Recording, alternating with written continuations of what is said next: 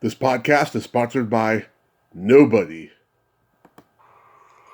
Hey guys, this is Carrie Moore, one half of the Moore twins in Friday the 13th, the final chapter, and you're listening to Tommy Throwback Kovac on Splat from the Past. Bravo, Tommy, for winning the Stinkathon! Hey dudes, welcome to Splat from the Past, the only 80s themed horror and sci-fi show where things could get totally radical. Now today, I will be welcoming my 11th guest from Friday the 13th, Part 6, Jason Lives. And today I have a previous guest's wife, Vinny Gustafaro, his wife, Cynthia Kania, Cindy, as she likes to be called, will be on the show today. She's been in some great movies. She was in Francis Ford Coppola's One from the Heart, Bachelor Party. She's my 5th guest from that. She was on the rebooted Twilight Zone, and she teaches acting. And we're going to talk about all of that stuff today. Man, I've had 11 people from Jason Lives on. I just love that sequel. That's my favorite of all the sequels, and I'm very blessed with all the people that I get to talk to. And I know you're all sick of hearing that, but I just got to keep putting it out there because Splat from the Past has been a miracle, and it's a miracle that keeps on giving, and I love it so much. So yeah, here is my interview with Cynthia Kania. Hello. Hey Cindy, welcome to the show. How are you today? I'm good. How are you? Pretty good, pretty good. The sun is out and I cannot complain. Where are you again? Redding, California. Oh, well, that's not too far from me. Yeah. I mean, comparatively speaking. Yeah, still in California. Yes. This is such a great honor. Thank you for taking the time today. Oh, sure. My pleasure. So going back in time, did you gravitate toward acting early on in your childhood? Yes, I did. Yes, I did. I was starting in plays in like 3rd grade. Mm-hmm. Like a lot of actors, not all, but a lot. My childhood was a little stressful, not particularly pleasant, and it was, my way of escaping, my way of, and also I think, validation and confidence and everything that, a child normally should get from their home. Was given to me by my interest in the theater. I always say that theater saved my life, so there you go. Yeah. So you did a lot of school plays and community theater, and did you do any... Yeah, school. I didn't work professionally as a child. I was in Chicago, Yeah. Suburban Chicago, and one didn't think professionally at all. It's not like growing up in L.A. where no, it was school and community and the church and this and that, yeah. Yeah, did you do any musical theater? Yes, I did. I used to be, that used to be my main thing. Like, I thought I was Julie Andrews, but, of course I wasn't. But, I wore out my Camelot and my Fair Lady and my Mary Poppins albums of Julie Andrews. People don't know that Julie Andrews created those roles on Broadway. Right. Okay. And anyway, so yeah, I was in a lot of musicals. Nice. The problem is I don't have a very good singing voice. So that's like a minor problem when you're in musicals, Yeah. I was a really good actress and a really good dancer and a mediocre singer. So eventually I had to move away from the musical theater as I got to college. Although I did do musicals in college too. My voice got better. I worked hard at it, but I don't have a naturally good singing voice. And but then I slowly moved away from musical theater as a performer. But of course, I still love it. Yeah. Yeah, I mean, you got to still love it, even though you can't sing. Yeah, I know. And ever since I had my thyroid removed like 10 years ago. This is TMI, I know. No, it's okay. Getting, and I know, but people are like, I don't care about your thyroid, City. But what happens, people don't really realize when you have your thyroid is right next to your vocal cords, Mm-hmm. So, you have to have a really good doctor. And I had a really good doctor, but my thyroid was also a little swollen. So he slightly nicked my vocal cords. Yeah. And most of my voice came back, except whatever little singing voice I had, Tommy, Mm-hmm. then was gone from the vocal cords being nicked.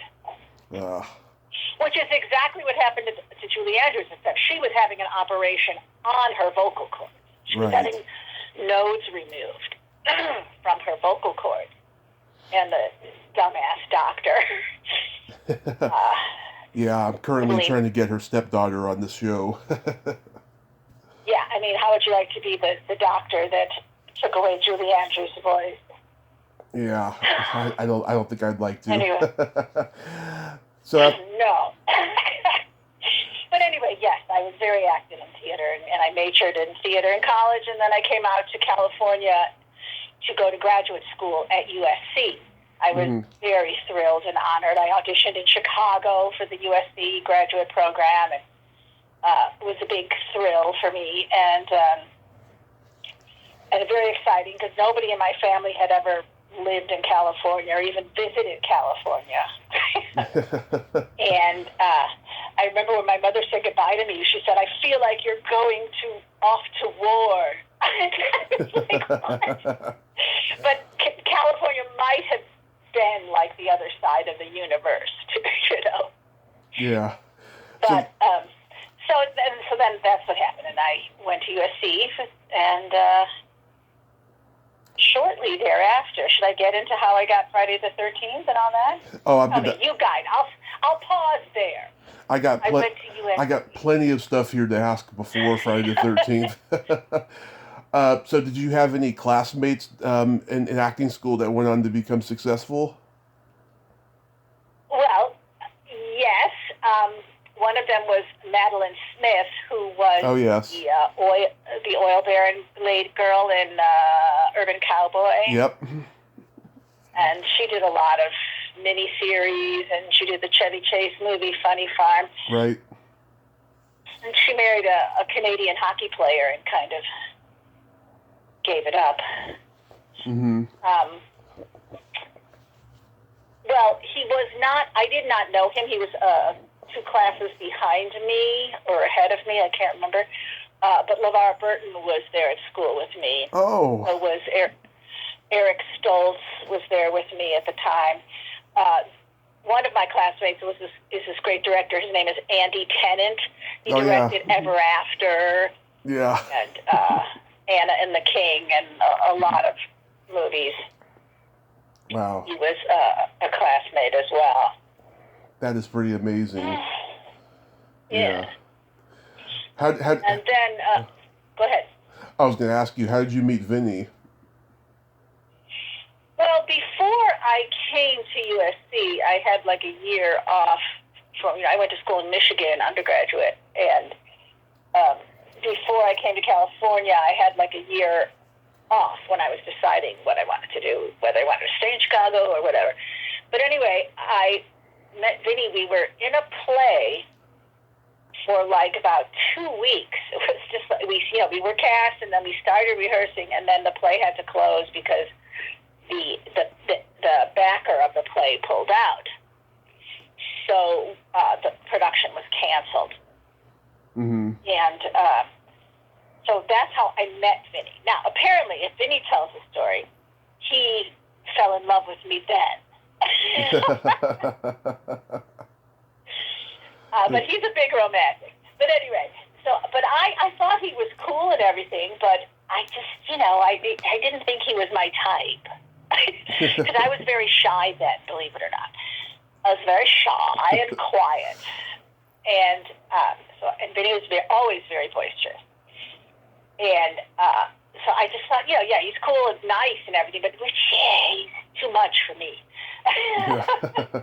But things change, you change, and then so then I go to USC and I graduate, and graduation's like in May, and I look in the newspaper and I see Vinny's picture in the the art section of the LA Times. Right. He's in a play, Bleacher Bums, the play about the Chicago Cubs. It's a pretty famous play about the Chicago Cubs. Right. And he's in this play. And it's at a theater that's literally a block from my house, my apartment. So I went to see the play, and I wrote Vinny a note saying, like, I don't know if you remember me, but so this is like 2.5 years later, right, after we had met. But we were in this play for a short bit, blah, blah. So I stay and meet him after the play, and he's like, oh, yeah, I remember you and all that. And so we went out afterwards, and we've been together ever since. Nice. I don't know. It was very different. Like, we were different people. I had been through grad school. My mother had died. His father had, you change. Mm-hmm. And, oh, yeah. It clicked at that moment. So. Yeah. Anyway, that's how I met Vinny. You were in Francis Coppola's One from the Heart? Yes. So anyway, so this girl dropped out of Bleacher Bums, and Vinny got me an audition, which ironically, I'm a huge Chicago Cubs fan, having been from Chicago, right? Right. And so Vinny got me this audition with the director and also the star of it, Joe Mantegna, and we barely had an audition. Joe and I sat there and talked about the Cubs and so Joe was like, oh my God, even if you weren't Vinny's new girlfriend, you'd have the part. I don't care. You're the best Cub fan ever. So I took over the part of the young girl in this play, and the casting directors from One from the Heart, she was the casting assistant then. Now she is a huge mucky muck. April Webster, she cast Star Wars and everything. Mm-hmm.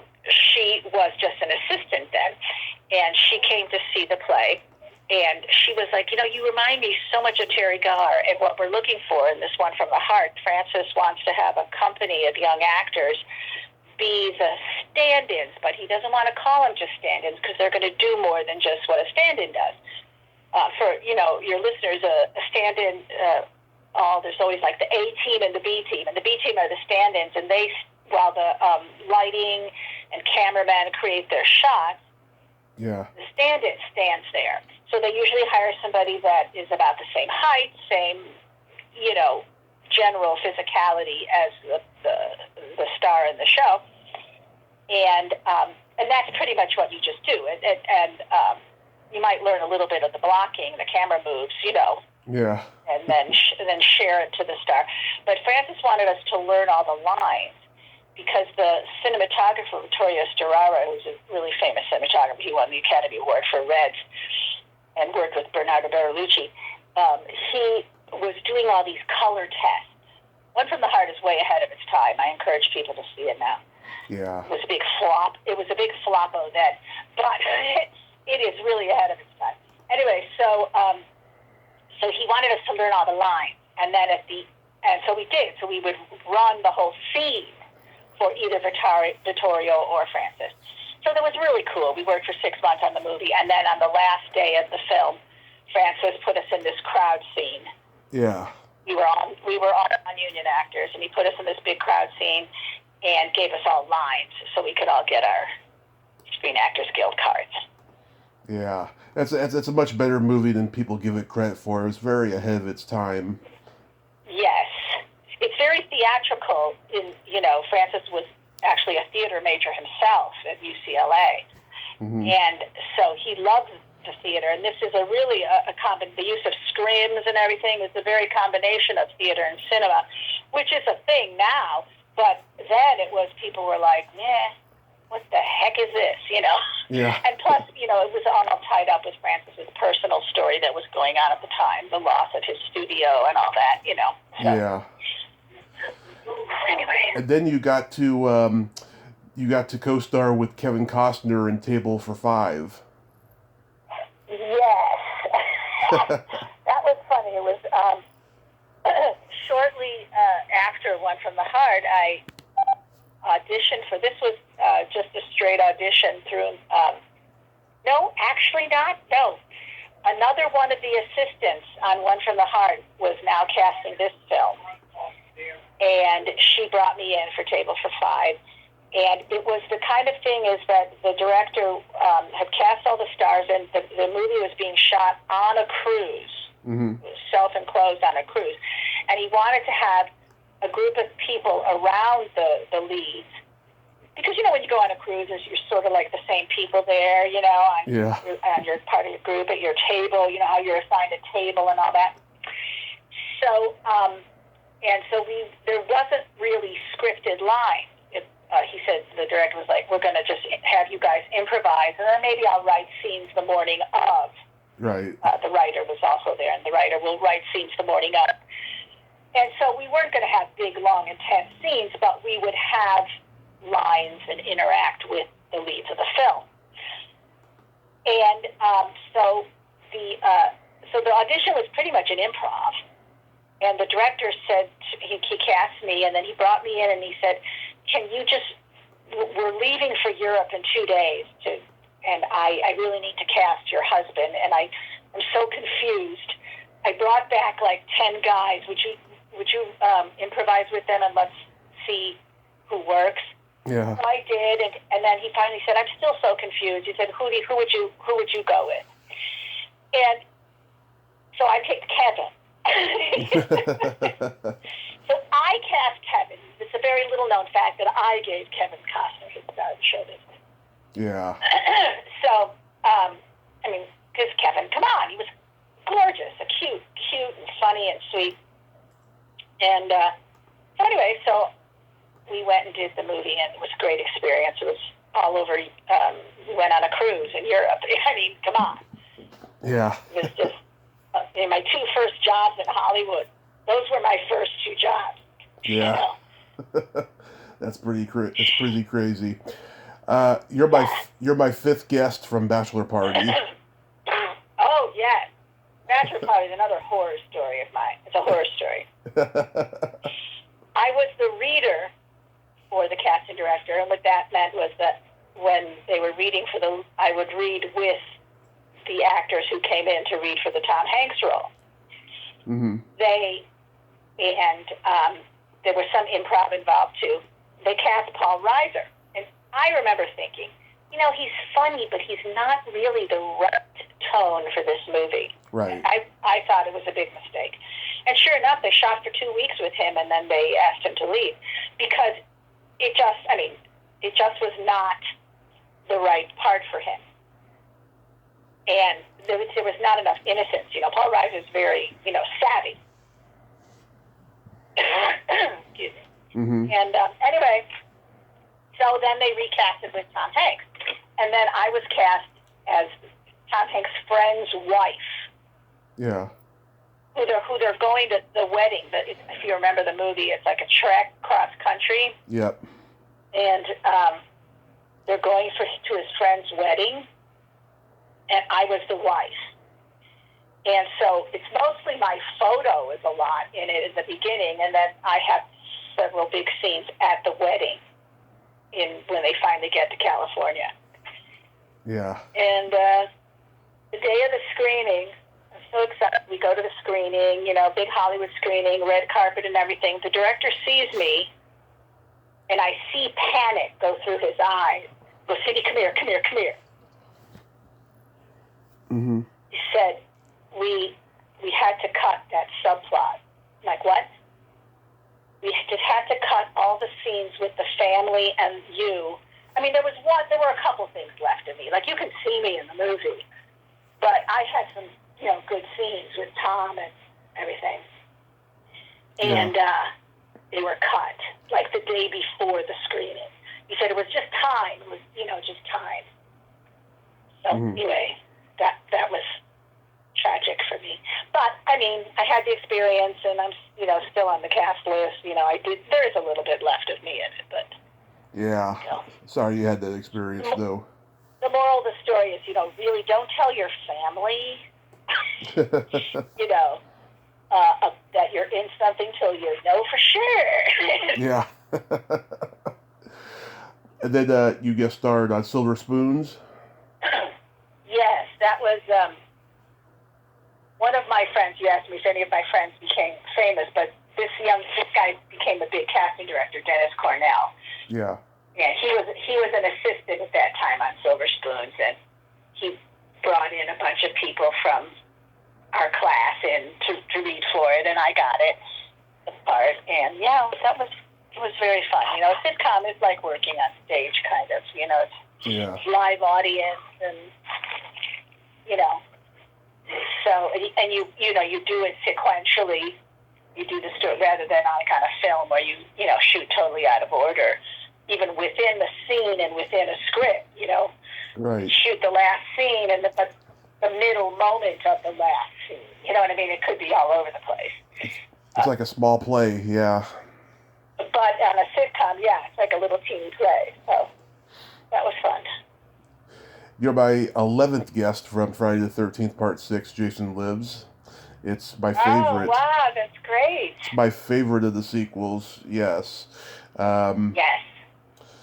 Vinny I know so many people from that movie that from other places. Do you know what I'm saying? Yeah. And Tom McLaughlin did, or I became friends with them later, like Alan Blumenfeld, who's one of the. I talked to him. Yeah. he and I belong to the same theater company, and we do Shakespeare together out of Topanga Canyon here in LA. Isn't that fun? That's Yeah. And I didn't know him when we were making the movie, really. Oh, and he did Bleacher Bumps in San Francisco, so. The LA cast, we went up to see him one time. And so I had met him. But, anyway, It's a small world. Yeah. Vinny told me that he knew Tommy already. Is that how you got into? Yes, because Vinny had directed, Tommy McLaughlin, the director, had directed Vinny in a play.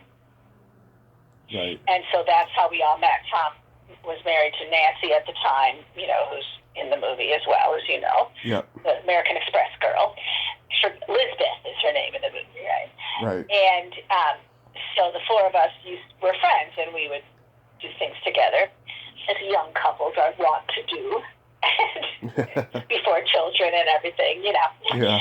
And so he cast Vinny in it, and they were filming in Georgia and everything, and we got married that same summer in Chicago. And then they came back to LA, and Tom was cutting the movie, and Paramount said that they really would like another kill. Apparently there's some formula for horror movies that there should be a kill every 18 minutes or something, at least in the old days, Anyway, so Tom thought, and he had a really brilliant idea. Instead of putting in just a random person getting killed, like, us in the woods, it could have just been us in the woods randomly. He tied it with the, caretaker of the cemetery from the beginning of the movie. Right. So, because that was sort of, at the time, that in the original script, the caretaker doesn't get killed. He's just there, in the beginning of the movie. So Tom tied him together with our little side plot of a young couple in the wrong place at the wrong time. Right. Me and Roger Rose.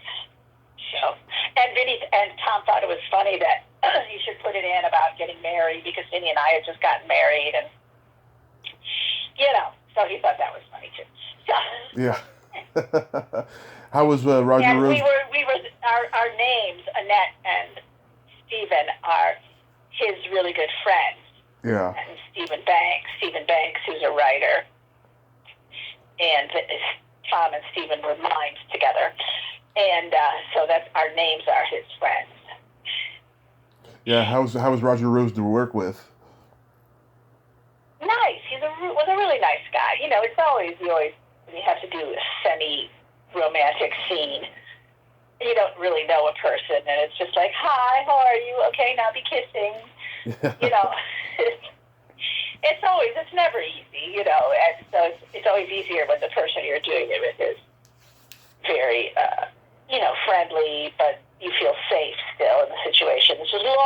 before Me Too, okay? And so Yeah. sometimes situations weren't a safe feeling, quote unquote.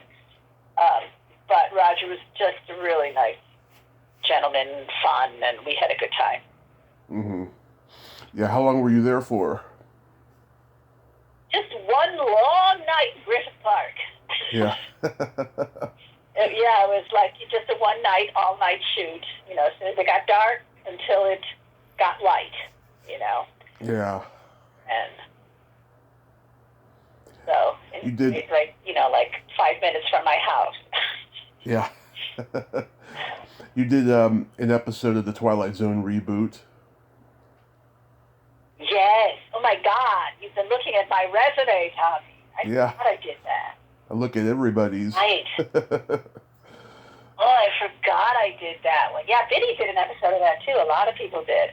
It was a great show for actors because it was like the way Law and Order is for actors in New York. They use a lot of guest stars and co-stars.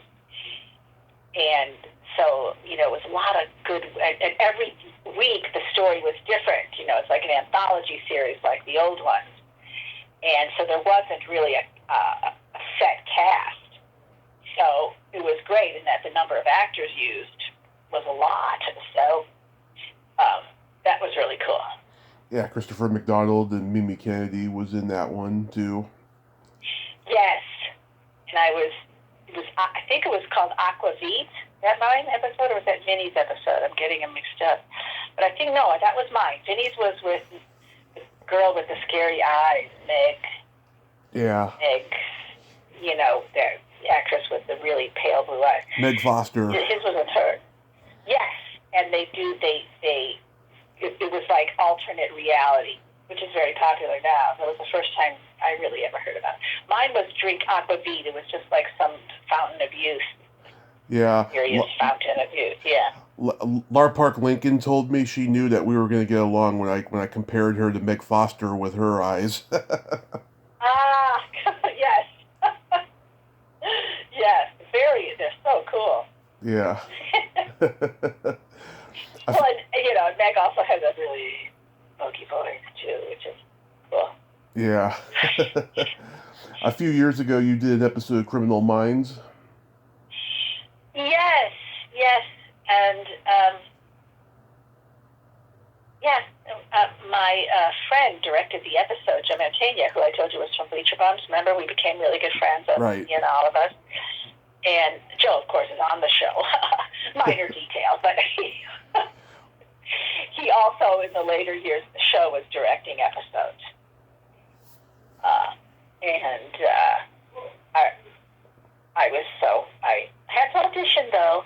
Now, I should mention to your listeners that, it does help if it sounds like I got a lot of my roles from people I know. Yeah. You're right. It's true. But you're rarely just given the role. I mean, I don't think that's ever happened to me. I was given the audition, which is a big enough gift in and of itself. I don't downplay that at all. It is a gift. It's hard to get the audition, you know what I mean? Right. And so to be given the audition is a gift, yes. But I had to audition and, get it. But, that was fun. They knew it was sort of ending pretty soon. It hadn't been announced, but they knew this was towards the end of the show. And, I was watching it. Do you watch the show? I mean, it's really too gory for me. I watched it It's not that it's gory, it's sick. It's psychologically sick, and it scares the crap out of me. I watched it every day when I was in the hospital recovering from my accident. It was like one of the few things that was on TV in the hospital. Oh, right. It's on every channel in the universe. I mean... Yeah. Yeah, like... They've done some... and it's so funny. One of their big demographics, Joe would tell me, is middle-aged women. Like, really? Isn't it too scary for them? Well, they love the thriller aspect of it. Yeah. I guess. So, how long have you been teaching acting? Oh, a very long time. I started out teaching dance. I told you when I was younger I was a dancer, and my father actually built a little studio in our garage. So when I was like in middle school and high school, I was teaching dance to the little 3-year-olds in our neighborhood in my garage. And as a matter of fact, one of the brother of one of the little girls, I belonged to one of those groups. You know how, like, I grew up in this town, whatever town you're in, and they had these Facebook groups for your town. Yeah. And so I joined mine, and the brother of one of the little girls I taught in my garage reminded me. He said, I used to go to the recitals all the time in your driveway, the audience was in the driveway, which slanted down, may I say. So picture that. Yeah. And so then when I just kept teaching dance throughout high school, and in college, when I'd come home for the summer, I'd go back to the studio where I used to teach dance and musical theater, choreograph numbers and stage the whole scene from, a musical, Yeah. and directed a couple musicals. And then when I came to LA after I got out of school at USC, I had, you have to get a job. One has to live. And so, I had really never been a waitress, and I eventually did do some waitressing, which I'm the worst waitress in the world. But I thought, well, let me use my teaching ability, and I applied to, actually I met her at an audition, an actress named Linda Goodfriend, who was... Oh, yeah. Happy Days? Happy Days, Richie Cunningham's girlfriend towards the end. And I met her at an audition, and she had a studio for teaching young kids acting. And so we started talking about it, and she said, well, if you're interested, call me. I really would like to take on another teacher. So I did, and I taught there for many years, and then went on to teach in other programs at CSUN. I taught in a program, and then for the last 15 years, I've been teaching at the theater that I mentioned I work at with Alan Blumenfeld. It's a professional theater company that has a great educational program, the Will Gear Theatrical Botanicum out in Topanga Canyon. It's a beautiful campus out in Topanga Canyon in LA. We have outdoor theater. We do mostly Shakespeare, but other plays as well, modern classics too. Yeah. And so, we teach Shakespeare to kids. It's very, very fun and gratifying. And I've taught all over. I teach kids on the spectrum. That's one of my specialties as well. We have a son on the spectrum. And so I've taught in his various programs that he's belonged to. I've taught acting there. I have Asperger's, so I can relate. Say again? I'm sorry, Tom, I didn't hear. I have Asperger's, so I can relate. Oh, wow. What a great coincidence. Yeah. Then we'll get along for sure, because I am just... As a matter of fact, I'll tell this side story. You'll like this. Okay. It's about my son. You can it's okay. Joe Mantegna has a new show it was called On the Spectrum. Now it's called Forget Normal. And they just started shooting. Today is their first day of shooting.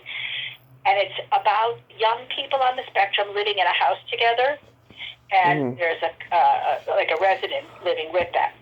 And so Joe plays the father of one of the young men.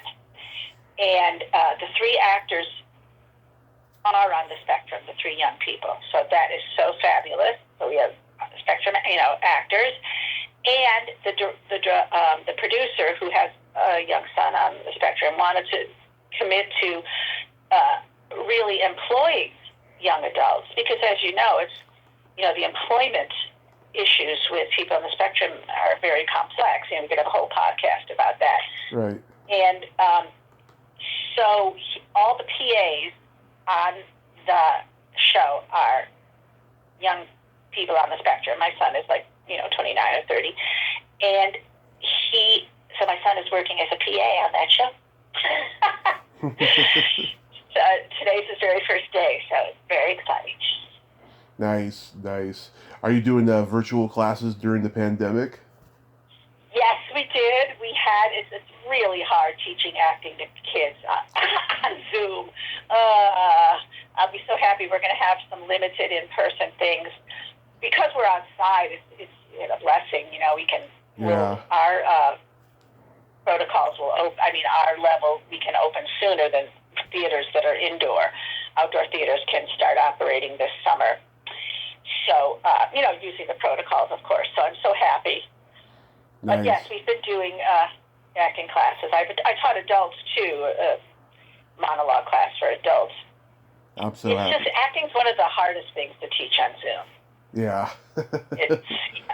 Especially stage acting, because I can't see their whole bodies. Yeah. You have to tell the story. You have to tell. Every actor, film or not, you tell the whole story with your whole body. Okay, it's not just your head. You're not a talking head, but very often you only see the upper part of a person's body on film, right? Right.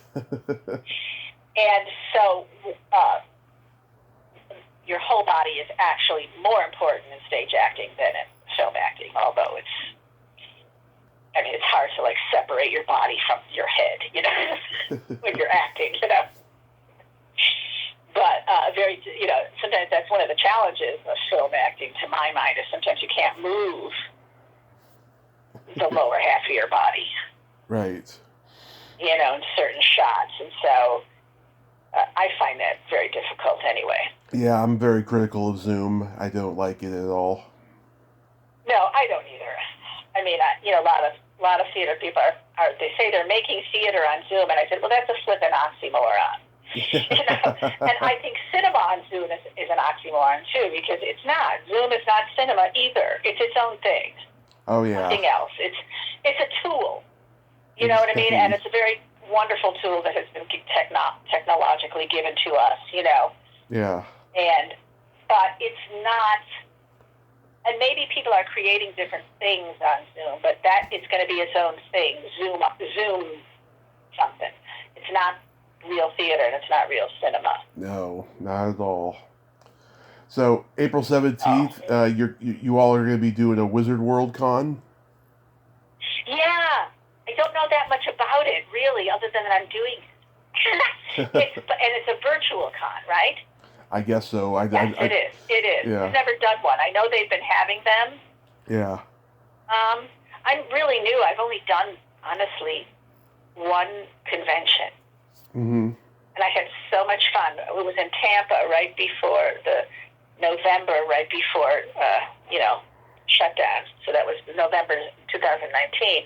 And then I was supposed to do 3 other ones that bring in summer and fall.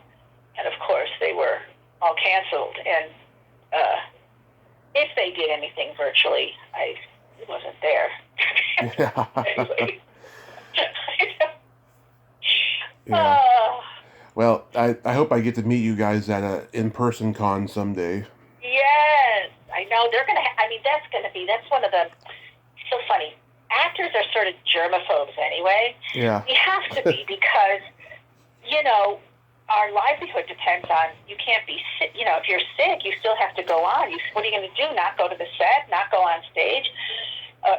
You only when you totally lose your voice or break your leg, that's about it, that you don't go on. Yeah. So you really, really work hard to stay well, and which meant that I, had a bottle of Purell in my pocket, for the last 10, since it was invented. Mm-hmm.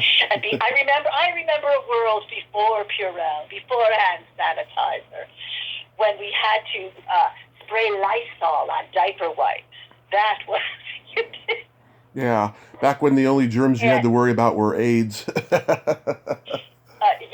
but anyway, so I don't know what I started talking about this. Oh, I was saying I think the protocols of cons are going to have to change. Yeah. Because it's a germy setup. Yeah. Because people are, when you take the photos with people, mm-hmm. I don't know, are you going to not, I don't know, you're going to, maybe not have to stand next to people? I don't know. Will there be plexiglass? I don't know what's going to happen. Oh. I just know that they're probably going to enforce people bringing their vaccination cards to prove that they don't have COVID, but that's about it. Well, yeah, it's so weird. It's having your papers in a I'm reading a World War II novel, and that's what that feels like. Oh, do you have your papers? Well, I'm vaccinated, so I can. I'm getting mine today, actually. Oh, great! Good for you. Yeah. Congratulations. Yeah. There's a certain amount of you feel freedom, but I haven't quite adjusted yet. You know what I mean? I think I've heard there's an adjustment. You would think I would go out and be going places, but I still don't feel. I'm still afraid. You know what I mean? Is that terrible? But we'll have to all get over it. Yeah, we've just got to hope for the best. And I thank you so much for coming on today, Cindy. Oh, Tommy, it's my pleasure. Did we talk enough about Friday the 13th? I don't feel like we did. Is there something you want to ask me quickly about the movie? You could always cut other stuff off.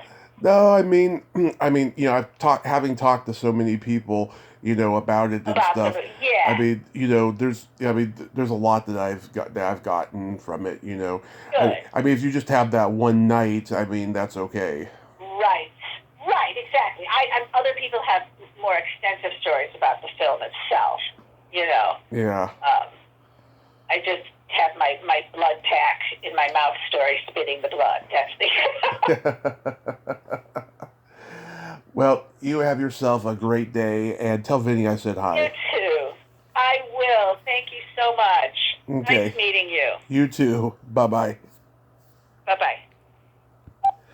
Well, there you have it. Cynthia Kania. Isn't she a sweetheart? Oh, what a nice lady, huh? Yeah. And it was great hearing those anecdotes about that night, and all the other movies that she's made, and I'm glad we got to talk. Well, until next time, this is Tommy Throwback Kovac saying, there's no shame in living in the past, because the present sucks. Later, dudes. Ch-ch-ha.